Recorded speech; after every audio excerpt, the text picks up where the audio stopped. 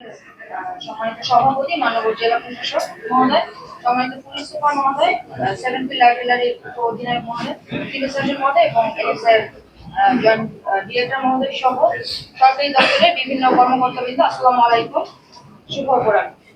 এছাড়া উপস্থিত আছেন বিভিন্ন রাজনৈতিক দলের সম্মানিত নেতৃবর্গ, নেতৃবৃন্দ এবং পূজা উদযাপন কমিটির সাথে জড়িত যারা আছেন সবাইকে আমার সালাম এবং শুভেচ্ছা। আনসারের ডিপ্লয়মেন্ট নিয়ে যদি আমি একটু বলি, আমাদের 222টি আজকে পর্যন্ত যে স্ট্যাটিস্টিক্স আমরা পেয়েছি, 222টি পূজা মণ্ডপে আমাদের ডিপ্লয়মেন্ট হবে। আর আমরা যদি ক্যাটাগরি ওয়াইজ যাই, আমরা জানি যে 3টা ক্যাটাগরিতে পূজা মণ্ডপগুলো বিভাজন করা হয়ে থাকে: অধিক গুরুত্বপূর্ণ, গুরুত্বপূর্ণ এবং সাধারণ। আপনাদের একটু আশ্বস্ত করছি যে এটা একটা নিরাপত্তার একটা বিষয় যে আমরা প্রতি পূজা মণ্ডপে 2জন করে মহিলা আনসার রাখছি, আমাদের যারা নারী এবং শিশু আছেন তাদের নিরাপত্তার দিক বিবেচনা করে। আর আমাদের অতি গুরুত্বপূর্ণ যে মণ্ডপগুলো আছে সেখানে আমাদের ডিপ্লয়মেন্ট থাকবে 8 জনের, সেখানে 6 জন পুরুষ সদস্য থাকবে এবং 2 জন মহিলা থাকবে। আর গুরুত্বপূর্ণ পূজা মণ্ডপে থাকবে 6 জন করে, সেখানে 4 জন পুরুষ সদস্য এবং 2 জন মহিলা। সাধারণ পূজা মণ্ডপে একইভাবে 6 জন করে ডিপ্লয়েড থাকবে।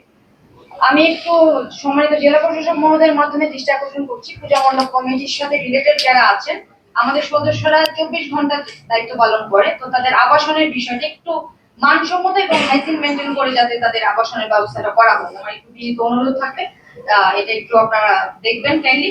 আরেকটা বিষয় যেটি যে আমরা সবাই চেষ্টা করছি, জেলা প্রশাসন, পুলিশ প্রশাসন, অন্যান্য আইন শৃঙ্খলা বাহিনী, গোয়েন্দা সংস্থা এবং সর্বোপরি আপনাদের সহযোগিতা ছাড়া একটা শান্তিপূর্ণ, সুশৃঙ্খল এবং সর্বোচ্চ নিরাপত্তা বিধান আমরা কখনোই করতে পারবো না যদি পরিবেশটা আমাদের অনুকূলে না থাকে।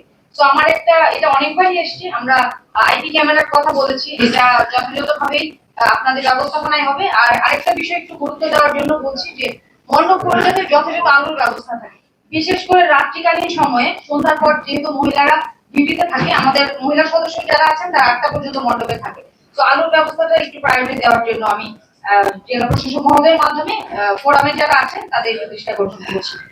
ধন্যবাদ সবার সহযোগিতা আশা রেখে এবং একটি সুন্দর, সুস্থ এবং সুশৃঙ্খল পূজা আমরা যাতে নারায়ণগঞ্জবাসীকে উপহার দিতে পারি সেই আশাবাদ ব্যক্ত করে আমি আমার বক্তব্য শেষ করছি। ধন্যবাদ। আসসালামু আলাইকুম।